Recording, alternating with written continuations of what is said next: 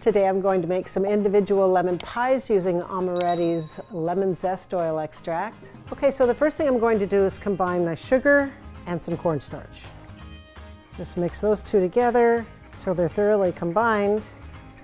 Okay, now I'm just adding the eggs. I have 4 eggs and 2 egg yolks here, so we're going to add this.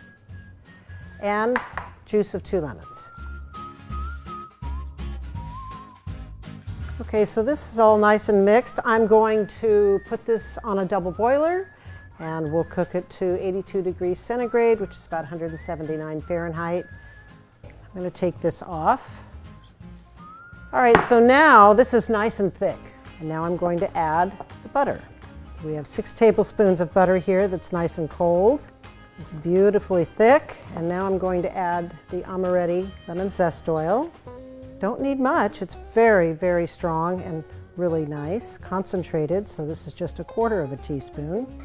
Okay, so now I need to ice this before I put it in the refrigerator. All right, so this is nice and cooled. I'm going to cover it with some plastic, but I'm going to go refrigerate it.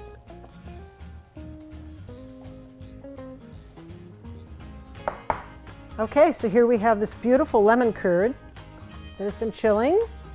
It is nice and thick, and we are ready to make some little individual pies. I do have a link to the basic pie dough.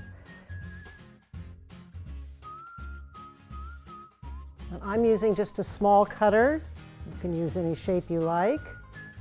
These pies are a little bit of work, but it's worth it. They're so cute when they're finished.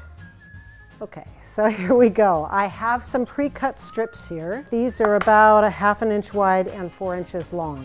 I'm going to put some lemon curd in the center, and then I'm going to put this on top of it so that I will have something to build around.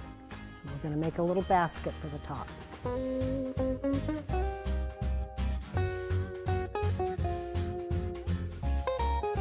I'm going to chill these for 15 minutes before I bake them.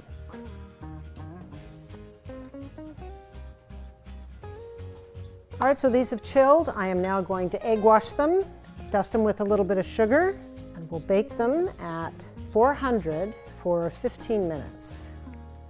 All right, so these are all baked and ready to go, and they look delicious, and I can hardly wait to eat one. You could sprinkle these with some powdered sugar, but I'm going to decorate them with a little bit of daisy because I think this is super cute.